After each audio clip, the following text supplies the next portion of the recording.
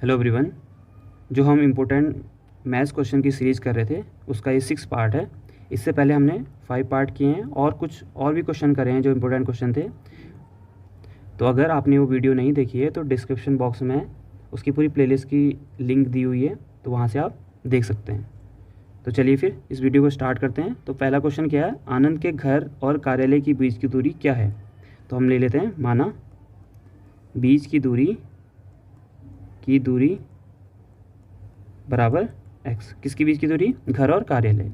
उसके बाद बोला है यदि वह 20 किलोमीटर पर घंटे की गति से यात्रा करता है तो 20 मिनट देरी से पहुंचता है। इसका मतलब अगर वो 10 किलोमीटर पर आवर की स्पीड से चलेगा तो 20 मिनट लेट पहुंचेगा। 20 मिनट लेट, तो मैंने लेट के लिए माइनस लगा दिया, ठीक है।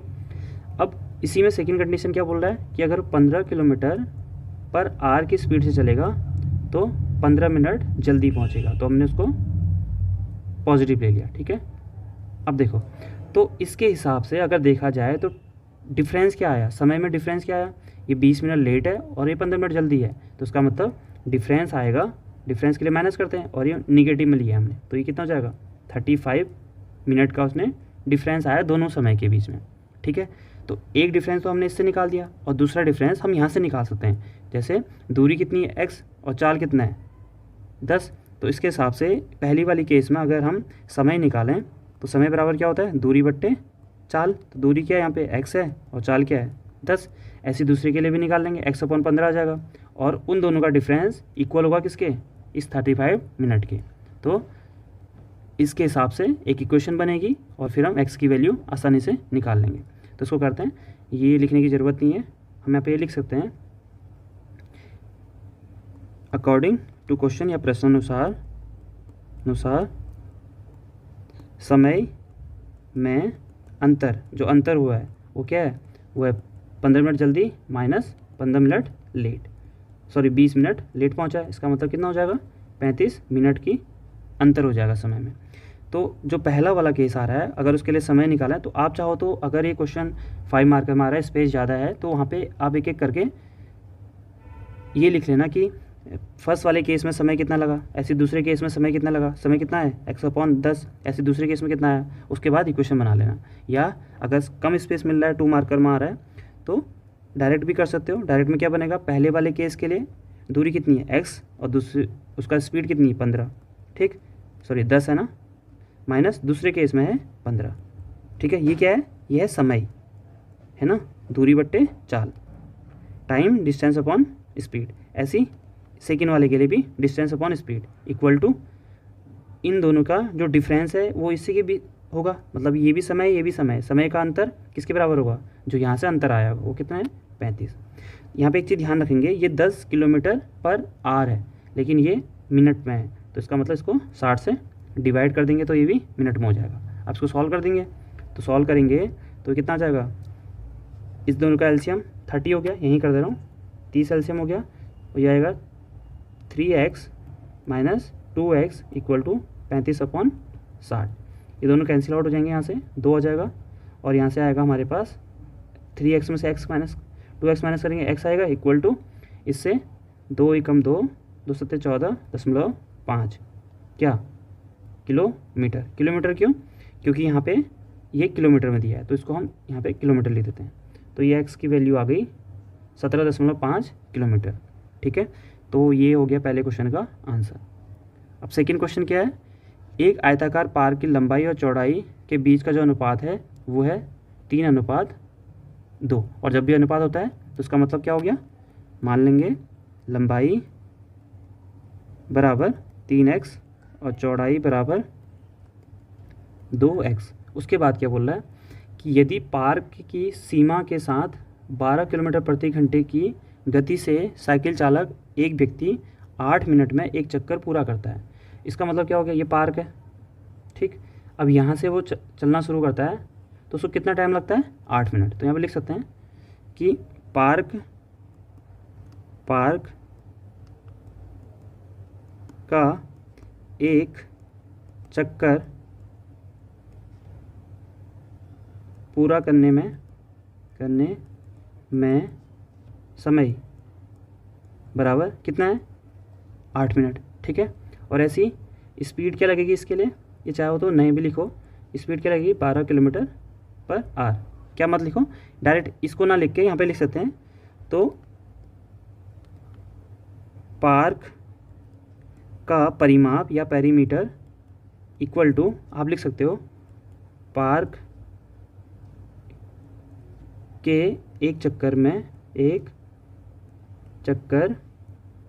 में दूरी। ठीक है, ये भी लिख सकते हैं, डायरेक्ट ये भी लिख लो या ये भी लिख लो एक बार मेंशन करने के लिए। ये वैसे लिखा हुआ है इसलिए बोल रहा हूँ, इसको नहीं भी लिखोगे चल जाएगा। तो ये होगी जो पार्क का परिमाप है वो पार्क के एक चक्कर की दूरी के बराबर होगा। वो कह रहे हैं ना कि जो व्यक्ति है वो यहाँ से स्टार्ट करना जब शुरू करता है और उसकी स्पीड अगर 12 किलोमीटर पर आवर है और एक चक्कर उसको 8 मिनट में वो पूरा कर लेता है, तो इसके हिसाब से हमें पता चल जाएगा डिस्टेंस कितना होगा यहाँ पे पार्क का चक्कर। तो दूरी बराबर क्या होता है, डिस्टेंस बराबर चाल गुणा समय। तो ये हो गया यहाँ पे चाल कितनी है 12 किलोमीटर पर आवर और समय कितना है 8 मिनट। तो इसको भी हमें मिनटों में बदलना पड़ेगा। तो अगर इसको चेंज करना है तो 12 किलोमीटर और देखो आर नीचे होता है, इसका मतलब 1 आवर को हम मिनट में बदलेंगे तो 60 मिनट आ गया और इंटू ये 8 मिनट ऐसे हो गया। इससे इसको मिनट से मिनट कैंसिल आउट हो जाएगा, ये दोनों कैंसिल हो गए। तो इसको हम लिख सकते हैं 12 पंचे 60, तो 8/5 किलोमीटर। ठीक है, अब हमें पार्क की परिमाप मिल गया। आप चाहो तो इसको मीटर में भी चेंज कर लो, क्योंकि यहाँ पे जो क्षेत्रफल निकालना है वो वर्ग मीटर में निकालना है। तो इसको मीटर में चेंज करेंगे तो 1000 से मल्टीप्लाई कर देंगे, 1000/5। इससे इसको कैंसिल करेंगे 15×10, ये आया हमारे पास 1600 मीटर। ठीक है, तो हमें पार्क का परिमाप तो मिल गया। अब हमें लंबाई और चौड़ाई भी पता है 2x और 3x, तो इससे हम x की वैल्यू निकालेंगे। x की वैल्यू निकलेगी तो फिर हम लंबाई चौड़ाई भी निकाल सकते हैं, उसके हेल्प से हम क्षेत्रफल भी निकाल लेंगे। तो मैं यहीं पे कर दे रहा हूँ। अगर हमें परिमाप पता है कितना है तो परिमाप बराबर क्या होता है, परिमाप हमने निकाल लिया, पेरीमीटर हमने निकाल लिया कितना 1600 मीटर। ठीक है, तो क्या होता है 2 लंबाई गुणा 2 लंबाई धन चौड़ाई होता है। तो लंबाई कितनी है यहाँ पे, लंबाई लेंथ है 3x और ब्रेथ है 2x। तो 3x into plus 2x equal to ये हो जाएगा। इसको 2 से इधर डिवाइड करेंगे तो ये आएगा, ऐड करके यहाँ से 5x और इधर डिवाइड करेंगे तो ये आ जाएगा x इक्वल टू 5 से इसको डिवाइड करेंगे तो आएगा 160। ठीक है, 16 पंचे 80 होता है। तो x इक्वल टू हमारे पास आ गया इतना मीटर। ठीक, अब x की वैल्यू जो निकल गई इसके अकॉर्डिंग हम यहाँ पे वैल्यू निकाल सकते हैं। तो लंबाई जो लेंथ है वो कितनी निकलेगी, लेंथ हमारे पास निकल गई 3x। तो 3x बराबर क्या हो जाएगा 3 इंटू 160, 16×3=48। तो लेंथ होगी हमारे पास 480 मीटर। ठीक है, ऐसी अब हम ब्रेथ निकाल लेंगे तो जो चौड़ाई है उसकी वो कितना हो जाएगा 2x। तो 2 गुणा 1600, तो 16×32, ये आएगा इतना मीटर। जो चौड़ाई है उसकी वो निकल गई b इक्वल टू 360। तो एरिया क्या होगा, एरिया निकालने के लिए एरिया यहीं पे कर देता हूँ। एरिया वो कितना हो जाएगा, लंबाई गुणा चौड़ाई, लेंथ इंटू ब्रीथ। तो लेंथ कितना है, लेंथ है इतना इंटू ये। ठीक है, आप इसको अगर मल्टीप्लाई करोगे ये आएगा 15,300 मीटर स्क्वायर। ये इसका आंसर हो जाएगा। ठीक है, थर्ड क्वेश्चन क्या है, यदि ये पॉइंट ये एक तल के 4 बिंदु हैं तो दर्शाइए ABCD एक समचतुर्भुज है, मतलब रोम्बस है। हमें प्रूव करना है कि ये जो पॉइंट है ये रोम्बस के पॉइंट दिखा रहा है लेकिन एक वर्ग नहीं बना रहा है। रोम्बस बना रहा है लेकिन वर्ग नहीं बना रहा है। साथ में जो रोम्बस बन रहा है उसका एरिया भी फाइंड आउट करना है। तो हमें 2 चीज़ पता होनी चाहिए। पहले रोम्बस की कंडीशन क्या होती है, डिफरेंस क्या होता है रोम्बस और स्क्वायर में। दूसरा, रोम्बस का एरिया का फॉर्मूला क्या होता है। ठीक है, एक तरीका तो ये है कि आप हमें कोऑर्डिनेट के हिसाब से एरिया निकालना आना चाहिए और उसके बाद हम दोनों को एरिया निकालेंगे और प्लस कर देंगे तो आंसर आ जाएगा रोम्बस का एरिया का। लेकिन इससे क्वेश्चन लेंदी हो जाएगा। अगर हमें डायरेक्ट रोम्बस के एरिया का फॉर्मूला पता होगा तो हम आसानी से कर लेंगे। हमने एक एरिया रिलेटेड एरिया एंड जो वॉल्यूम था उससे हमने फॉर्मूले पढ़े थे, तो उसके फॉर्मूले के अकॉर्डिंग रोम्बस का फॉर्मूला यूज़ करेंगे यहाँ पे। और हमें ये पता होना चाहिए रोम्बस और स्क्वायर में क्या डिफरेंस होता है, मतलब समचतुर्भुज और वर्ग में क्या अंतर होता है।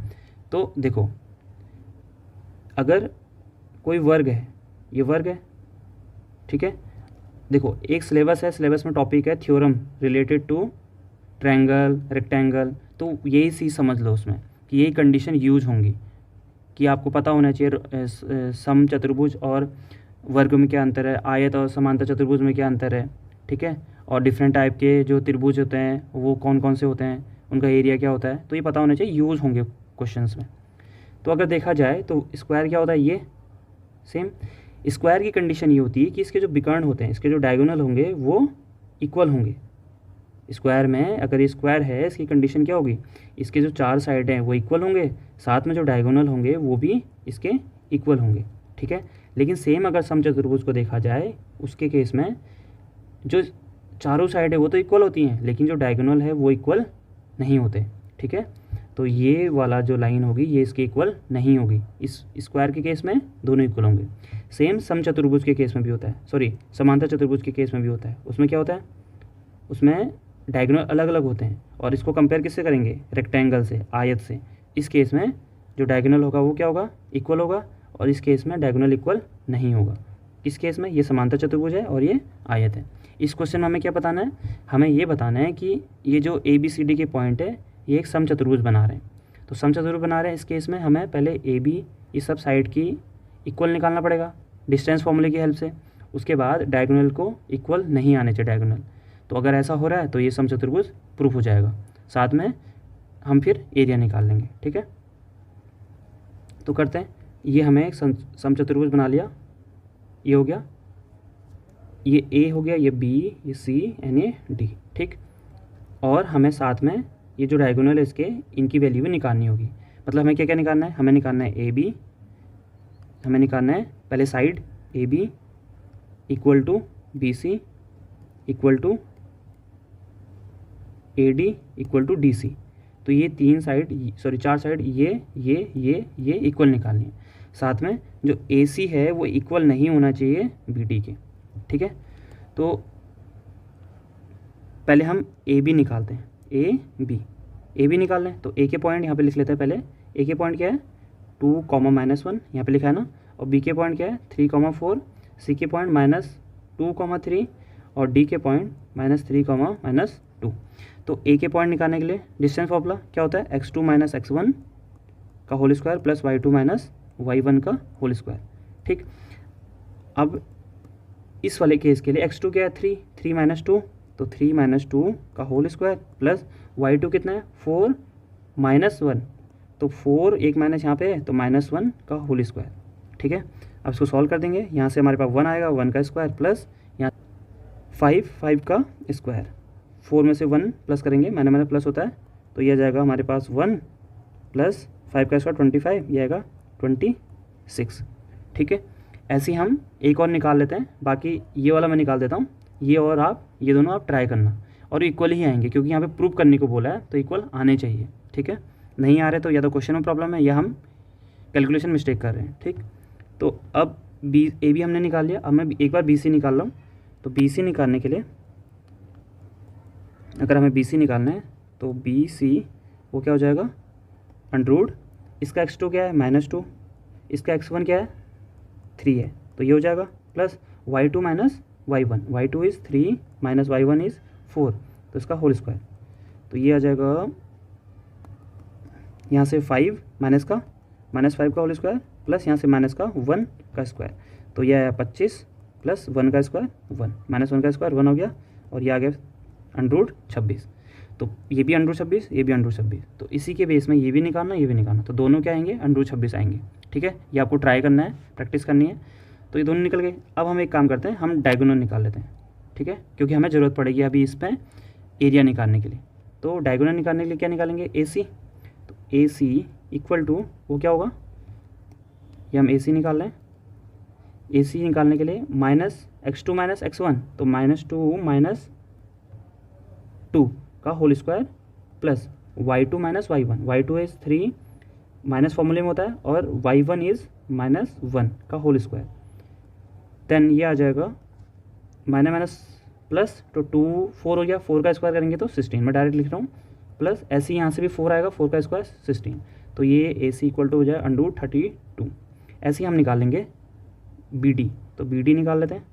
बी डी इक्वल टू ये हो जाएगा under x2 minus x1, x2 is -3 और ये 3, तो -3 का whole square plus y2 minus y1, y2 is -2 और y1 इज़ -4, सॉरी +4 और माइनस फॉर्मूले में होता है, स्क्वायर हो गया, ठीक है, इसका स्क्वायर, तो यह आ जाएगा -6 का स्क्वायर 36 हो गया, प्लस यहाँ से हमारे पास फिर 6 आएगा, ये भी 36 आ गया, तो 36 प्लस करेंगे ये आएगा 72। तो आप देख रहे हैं कि यहाँ पे AC और BD नॉट इक्वल है, तो AC is not equal to BD, ठीक है।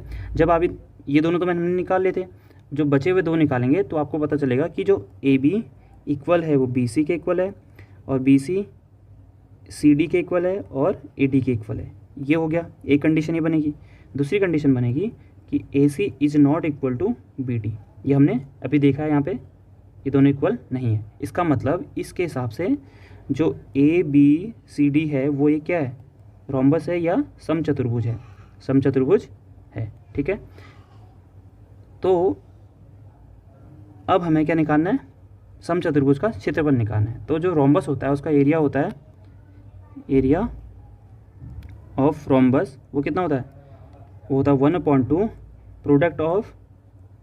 प्रोडक्ट ऑफ डायगोनल, ठीक है। तो इसके जो डायगोनल हैं इनका प्रोडक्ट, तो इसको कह सकते हो कि गुणनफल ऑफ किसका, विकर्ण का। तो 1/2 विकर्ण क्या है, इसके विकर्ण हमने निकाले हैं अभी, क्या AC, इस वाले पिक्चर में, इस वाले में विकर्ण क्या है, AC और BD, ठीक है। तो AC इंटू BD, तो आपको ये फॉर्मूला पता होना चाहिए। तो अब हम इसको सॉल्व कर देंगे, यह आ जाएगा 1/2, AC कितना निकला हमारा, AC निकला है √32 और ये 72, तो आप वैल्यू रख देंगे 32 इंटू 72, ठीक। अब क्या करेंगे, अंडरूट में है तो दोनों को मल्टीप्लाई कर सकते हैं, 32 इंटू 72, तो 2 2 जा 4 6, यह आया 4032, तो ये आ गया 1/2 अंडरूट 2304। अब किसका होता है स्क्वायर, ये पता होना चाहिए। अब देखो 50 का होता है, 50 का होता है इतना, ठीक है, और 45 का होता है 45 इंटू 45, ये हो जाएगा 20 और 25, 45 का इतना होता है। इसका मतलब 45 और 48 के बीच में ही कुछ होगा, और लास्ट में 4 है, तो 4 किसका होता है 8 8 64, तो इसका मतलब 48 को चेक करते हैं, शायद इसका होना चाहिए 8 8 64, 6 8 को 32, 32 और 6 38 और 8 को 32, 16 16 और 3 19, तो यह है हमारे पास 4 0 12 1 13 और 2, ठीक है। तो इसका मतलब ये किसका स्क्वायर होता है, स्क्वायर रूट होता है, ये होता है 48 का। तो हम इसको ले सकते हैं 48/2, ये कैंसिल आउट हो जाएगा 24 स्क्वायर यूनिट, क्योंकि आप एरिया निकाल रहे हो तो यहाँ पे लिखना पड़ेगा वर्ग इकाई, ठीक है। तो इसका आंसर क्या आ गया 24, इस रोम्बस का एरिया निकल गया, ठीक है। तो ये जब भी स्क्वायर रूट चेक करने होते हैं, ये इसका एक तरीका होता है, आपको 50 40 ऐसा पता होना चाहिए, और जो 45 या 35 होते हैं उसका निकालना बहुत आसान होता है। कैसे, देखो अगर हमें 35 का स्क्वायर निकालना है तो सिंपल तरीका है, 5 का स्क्वायर 25 हो गया, और इस 3 को एक नंबर ज़्यादा से मल्टीप्लाई कर दो, तो 3 4 जा कितना होता है 12, तो ये 35 का स्क्वायर होगा। ये शॉर्ट ट्रिक है, जैसे 45 था ना, तो इसका अगर स्क्वायर करना है तो 5 का स्क्वायर क्या होता है 25, लिख देंगे डायरेक्ट, और 4 का स्क्वायर नहीं करना है, 4 को एक नंबर ज़्यादा 5 से गुणा कर देना है, तो 4 पंचे 20, ठीक है। इस 5 से नहीं किया मैंने, इससे ज़्यादा, जैसे 25 है, 25 का स्क्वायर सबको पता होता है, तो 5 का स्क्वायर 25 हो गया, और 2 से आगे गया है 3, तो 3 दूना 6, ठीक है। ये तरीके होते हैं याद करने के लिए, इससे क्या होगा स्क्वायर रूट आसानी से निकल जाएगा। तो अब नेक्स्ट क्वेश्चन करते हैं, मूलधन ज्ञात करना है, प्रिंसिपल फाइंड करना है। 3 वर्ष के लिए उस पर किस पे, मूलधन पर 15% वार्षिक दर से चक्रवृद्धि ब्याज और साधारण ब्याज के बीच का जो अंतर है वो कितना है 1134 रुपये, ठीक है। तो इक्वेशन बना देता हूँ, उसके बाद आपको सॉल्व करना है। मान लेते हैं, माना प्रिंसिपल मूलधन बराबर P, तो सबसे पहले हम SI निकालते हैं। SI क्या होता है P × R × T/100। तो इस केस में SI कितना है, पी तो पी रहेगा, आर इज़ 15, टाइम है 3 अपॉन 100। इसको सॉल्व करेंगे तो हो जाएगा 45 पी बट्टे 100, ठीक है ना। और इसको चाहो तो कैंसिल आउट कर दो, 20 और 5 नंबर 45 हो गया, तो 9 पी अपॉन 20 आ गया, ठीक। ऐसे ही हम निकालते हैं कंपाउंड इंटरेस्ट। चक्रवृद्धि ब्याज क्या होता है, चक्रवृद्धि ब्याज होता है अमाउंट माइनस प्रिंसिपल, मतलब मिश्र धन माइनस मूलधन।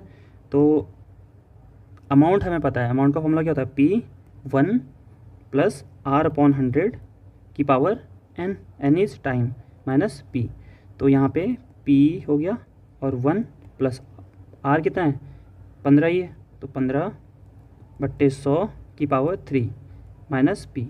तो इसको अगर यहाँ पे सॉल्व कर देंगे तो ये आ जाएगा P 115 बट्टे 100 का क्यूब माइनस P। और चाहो तो इसको P इसको कैंसिल आउट कर दो, 15 10 पंतिया 15 और 20 आ गया, तो ये आ गया 23 बट्टे 20 की पावर 3 माइनस P। तो ये हमारा आ गया कंपाउंड इंटरेस्ट। अब अकॉर्डिंग टू क्वेश्चन में क्या लिखा है, क्वेश्चन में लिखा है इन दोनों के बीच का जो डिफरेंस है वो हमें 1134 दिया है। तो ये हमने निकाल दिया कंपाउंड इंटरेस्ट और ये हमने निकाल दिया सिंपल इंटरेस्ट। तो इक्वेशन बन जाएगी, इक्वेशन क्या बनेगी कि जो CI है माइनस SI इक्वल टू कितना है, वो दे रखा है 1134। तो CI कितना है, ये है इधर, तो P 23 अपॉन 20 की पावर 3 माइनस P और माइनस SI कितना है 9P अपॉन 20 इक्वल टू 1134। यहाँ से हम P कॉमन ले लेंगे, ये बन जाएगा 23 अपॉन 20 का क्यूब हो गया, माइनस यहाँ से 1, यहाँ से 9P अपॉन 20 इक्वल टू 1134, ठीक है। अब इसके आगे आपको सॉल्व करना है, P ऐसे रहेगा, इसको सॉल्व करना और जो भी आएगा उसको इधर शिफ्ट करके P की वैल्यू बतानी। देखो ये P कॉमन ले लेंगे तो ये 9 आ जाएगा। तो P की वैल्यू निकालनी और इस क्वेश्चन में P की वैल्यू निकालनी थी, तो आपको इसका आंसर सॉल्व करके आंसर बताना है, कमेंट बॉक्स में लिखना है, जिसका आंसर सही होगा उसको पिन कर दिया जाएगा, ठीक। अब नेक्स्ट क्वेश्चन है, यदि एक आयत की लंबाई 5 इकाई कम कर दी जाए और चौड़ाई 2 इकाई बढ़ा दी जाए तो क्षेत्रफल 80 वर्ग इकाई कम हो जाता है। ऐसी दूसरी कंडीशन दी है, अगर 10 इकाई बढ़ा दें और 5 इकाई घटा दें तो इतना बढ़ जाता है। तो हमें लंबाई और चौड़ाई बतानी है। तो इस क्वेश्चन में 2 कंडीशन है, तो इसका मतलब 2 इक्वेशन बनेगी, इक्वेशन को सॉल्व करके वैल्यू निकाल लेंगे। तो हम ले लेते हैं, मान लेते हैं जो लंबाई है आयत की वो है x और जो चौड़ाई है वो y, ठीक। अब पहली कंडीशन, फर्स्ट कंडीशन यहाँ पे लिख सकते हो, फर्स्ट शर्तानुसार वो क्या है, अगर ये दोनों लंबाई और चौड़ाई, इसका मतलब एरिया क्या होगा, एरिया होगा XY, दोनों को इंटू कर देंगे। तो फर्स्ट कंडीशन क्या है, अगर हम लेंथ में 5 इकाई कम कर दें, इसका मतलब x माइनस 5, इसका मतलब x माइनस 5। और सेकंड कंडीशन क्या है, अगर चौड़ाई पे 2 जोड़ दें, बढ़ा दें तो y प्लस 2 हो जाएगा। और जो एरिया होगा, इन दोनों का एरिया ही तो निकाल लेना।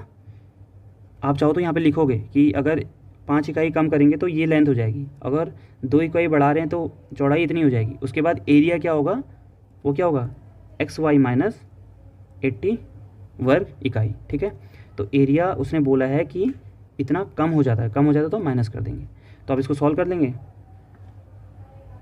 तो ये आ जाएगा XY, इसको मल्टीप्लाई करेंगे तो माइनस, इससे इसको करेंगे प्लस का 2x आ जाएगा, 5 से करेंगे तो माइनस का 5y और ये माइनस का 10 बराबर XY माइनस 80। तो दोनों कैंसिल आउट हो गए, तो ये हमारे पास आ जाएगा, इसको इधर शिफ्ट कर दो 2x माइनस 5y, इसको इधर शिफ्ट करेंगे तो ये इधर आके प्लस हो जाएगा, इसका मतलब ये हो जाएगा प्लस का 70, या एक काम करो उसको उधर शिफ्ट कर दो, तो ये हमारे पास आ जाएगा माइनस का 70। तो इक्वेशन नंबर 1 हो गई है। ऐसी सेकंड शर्तानुसार, सेकंड शर्त क्या है, ये बोल रहा है कि लंबाई में 10 इकाई बढ़ाते हैं और चौड़ाई में 5 इकाई घटाते हैं, तो x प्लस 10 और y माइनस 5, ठीक है। तो जो क्षेत्रफल है वो 50 वर्ग किलोमीटर बढ़ जाता है, तो हम सीधे XY में 50 को जोड़ देंगे, ठीक है, क्योंकि ये एक्चुअल एरिया था, ये हमने जो क्षेत्रफल निकाला है इसमें कितना बढ़ जा रहा है 50 बढ़ जा रहा है। अब इसको इंटू कर देंगे तो यह है XY और जगह -5x प्लस 10y -50 इंटू करेंगे तो, और ये आएगा xy plus 50। xy cancel out हो गया, इसको नहीं कर सकते कैंसिल क्योंकि ये माइनस का है प्लस का है। तो ये आएगा माइनस का 5x प्लस का 10y इक्वल टू, ये तो इसको उधर शिफ्ट कर देंगे, ये उधर जाके प्लस का हो जाएगा तो ये हो जाएगा 100। चाहो तो इसको 5 से डिवाइड कर दो तो -x plus 2y equal to 15 10, ये हो जाएगा 20। ठीक है, तो ये हमारे पास सेकेंड इक्वेशन बन गई। अब इक्वेशन 1 और 2 को हम सॉल्व कर देंगे। अब कैसे करेंगे, इसको हम एक काम करते हैं, 2 से मल्टीप्लाई कर देते हैं सेकेंड इक्वेशन को और दोनों को फिर जोड़ देंगे। तो यहाँ पे लिख देंगे इक्वेशन फर्स्ट प्लस इक्वेशन 2, जब हम उसको मल्टीप्लाई करेंगे तो दोनों को जोड़ रहे हैं, एक ही बार में लिख दिया। तो यह आ जाएगा यहाँ से 2x minus 5y, 2x minus 5y equal to कितना है -70।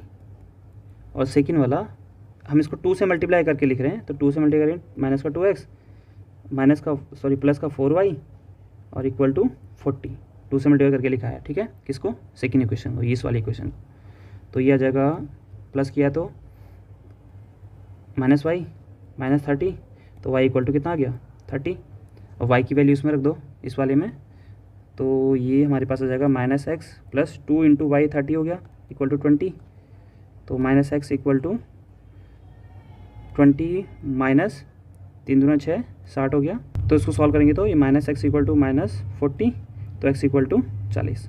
इसका मतलब हमारे पास जो लेंथ आई वो आई 40 और जो ब्रेथ आई चौड़ाई आई वो आई 30। ठीक है, और क्वेश्चन में यही पूछा हुआ था, तो हमने ये फाइंड आउट कर लिया। ठीक, तो ये नेक्स्ट क्वेश्चन है जिसमें भी 2 इक्वेशन बनेगी। इसको आपको खुद ट्राई करना है। इसमें मैं थोड़ा सा हेल्प कर देता हूँ। वो क्या है कि पहले इसमें दिया है कि एक क्रिकेट टीम का कोच ये रुपए दिए हैं, ठीक है, 13,200 रुपये में 7 बल्ले और 6 गेंद खरीदता है। ठीक, और दूसरा कंडीशन दिया है 5,900 में 3 बल्ले और 5 गेंद खरीदता है, तो प्रत्येक बल्ले और प्रत्येक गेंद की कीमत बतानी है। ठीक है, तो इस केस में आप अज्यूम कर लेना कि बल्ले की कीमत x है और दूसरे की y। तो अगर एक बल्ले की कीमत x है तो 7 बल्ले की 7x होगी प्लस, और 6 गेंद की 6y हो जाएगी, और टोटल कितने रुपए लग रहे हैं, इतने लग रहे हैं। तो एक इक्वेशन बन गई। सेम ऐसे ही दूसरे की भी इक्वेशन बन जाएगी। वो क्या बन जाएगी, 3x प्लस 5y बराबर, ये 3x और 5y बराबर इतना आ जाएगा। ठीक है, ये 2 इक्वेशन को सॉल्व करेंगे इसकी हेल्प से, तो इसकी हेल्प से बल्ले और गेंद की वैल्यू निकल जाएगी। अभी कुछ क्वेश्चन है जो बहुत आसान से क्वेश्चन है। इसमें क्या देखो, पहले क्वेश्चन में द एचसीएफ ऑफ 2 नंबर, मतलब 2 नंबरों का जो एचसीएफ है वो कितना है 23 है। ठीक है, ऐसी एलसीएम कितना है इतना, तो बोला है 1 नंबर इज इतना, तो दूसरा बताओ। तो देखो एलसीएम और एचसीएफ का कंडीशन होता है, अगर 2 नंबर मान लेते हैं ए और बी है, ए और बी 2 नंबर मान लेते हैं। ठीक है, ये 2 नंबर हैं, तो अगर इन 2 नंबरों का कुछ एलसीएम आ रहा है उसको मान लेते हैं x, और जो कुछ एचसीएफ आ रहा है वो मान लेते हैं y। तो जो एचसीएफ होगा इनका, किनका, इन दोनों नंबर का, इनटू एलसीएम होगा जो इनका इन 2 नंबर का, इसको मल्टीप्लाई नहीं लिखते हैं, इन 2 नंबर का। ठीक है, वो किसके इक्वल होगा, वो होगा a इंटू बी के। मतलब अगर 2 नंबर हैं उनका जो मल्टीप्लाई करके आएगा वो सेम आएगा उन्हीं नंबर का एचसीएफ और एलसीएम को इनटू करके। तो यही चीज़ इसमें यूज़ करनी है। ठीक है, तो ये ध्यान रखना है ये कंडीशन को, इसके हेल्प से हम इस क्वेश्चन को सॉल्व कर लेंगे आसानी से। तो अगर इसको देखा जाए तो एक वैल्यू इसमें दी है 161, दूसरी वैल्यू बी है, नहीं पता है हमें, एचसीएफ दिया है 23 और एलसीएम दिया है 1449। तो इसके हेल्प से हम बी की वैल्यू फाइंड आउट कर देंगे, 23 इंटू 1449 अपॉन 161। तो इस 7 जा चला जाएगा, इसको डिवाइड करेंगे, 23 7 जा 161 हो गया, तो 7 से इसको डिवाइड करेंगे, 7 2 जा 07। तो बी की वैल्यू हमारे पास निकल जाएगी 207। ठीक है, तो ये चीज़ याद रखनी है, ये कहीं यूज़ हो सकती है। ठीक है, कोई क्वेश्चन आ सकता है 2 नंबर पे, तब ये यूज़ होगा। ऐसी जो नेक्स्ट क्वेश्चन है इसमें मीन दिया है इन सब का मीन दिया है कितना 9। Find the mean of last 3 digit, ये याद रखना है, लास्ट के जो 3 डिजिट हैं उसका मीन बताना है। फिर पहले तो इनका मीन दिया है, इसका मतलब इन सबको ऐड करके कितने हैं, 1 2 3 4 5 से डिवाइड करके कितना आ रहा है, 9 आ रहा है। तो इसकी हेल्प से पहले हम x की वैल्यू निकालेंगे। क्या करेंगे, x की वैल्यू निकालेंगे। उस x की वैल्यू को फिर जो निकलेगा इस पे रख के 3 वैल्यू निकलेंगी, फिर उनका मीन निकालना है। उनका मीन निकालने के लिए कुछ आएगा प्लस कुछ आएगा, 3 को 3 से डिवाइड करके वही इसका आंसर होगा। ठीक है, तो इसको करना है ऐसी है। The following observation are arranged in ascending order, तो ये बढ़ते हुए क्रम में है। उसके बाद बोला the median of the data is 25, find the value of x। तो ये ऑलरेडी असेंडिंग या बढ़ते हुए क्रम में है, तो इसका मीडियन बताना। तो मीडियन क्या होता है, मीडियन होता है बीच वाला टर्म। तो इसका अगर देखा जाए कितने टर्म है, 1 2 3 4 5 6 और 7, तो इसका मतलब ये जो है x + 7 ये इसका मीडियन है। तो बहुत आसान सा क्वेश्चन है। तो x की वैल्यू 25 - 7 आ जाएगी। और तो एक और क्वेश्चन है जो प्रायिकता से रिलेटेड है। इसमें बोला है कि 2 कॉइन को टॉस किया जाता है साइमल्टेनियसली एक साथ, तो एटलीस्ट 1 हेड आने की प्रोबेबिलिटी क्या होगी। तो एटलीस्ट 1 हेड आने की प्रोबेबिलिटी क्या होगी ये बताना है। तो अगर 2 कॉइन टॉस कर रहे हैं तो सब स्पेस, सैम्पल स्पेस क्या बनेगा, सैम्पल स्पेस मतलब कितने आउटकम आ सकते हैं। तो सैम्पल स्पेस जो बनेगा वो बनेगा, दो कॉइन को एक साथ उछाल रहे हैं तो या तो दोनों हेड आएंगे या दोनों टेल आएंगे, और एक हेड एक टेल हो सकता है, एक हेड एक टेल एक हेड हो सकता है। ठीक है, ये 4 केस बनेंगे। ये ध्यान रखना है, कभी कभी हो सकता है कि टोटल आउटकम कितने आएंगे पता होना चाहिए। जब भी हम सिक्का उछालते हैं तो 2 आउटकम आते हैं, या तो हेड या तो टेल। और अगर 2 बार उछालें तो 2 की पावर 2, अगर 3 बार उछालेंगे तो 2 की पावर 3। तो आपको ये पता होना चाहिए कि कितने आउटकम आएंगे कि। तो इसमें क्या पूछा है, एटलीस्ट 1 हेड आने की प्रोबेबिलिटी बतानी है। तो एटलीस्ट हेड किस में आ रहा है, एक इसमें और इसमें। इसमें भी एटलीस्ट एक तो है ही ना, 2 हो उससे कोई मतलब नहीं है, हमें बस एटलीस्ट 1 बताना है। तो एटलीस्ट 1 इसमें भी है, इसमें भी है, इसमें भी है। और अगर बोलेगा एट मोस्ट 1 हेड तो इन दोनों को ही लेंगे। ठीक है, क्योंकि यहाँ पे 2 हो गए, मोस्ट तो 2 ही इसी में है।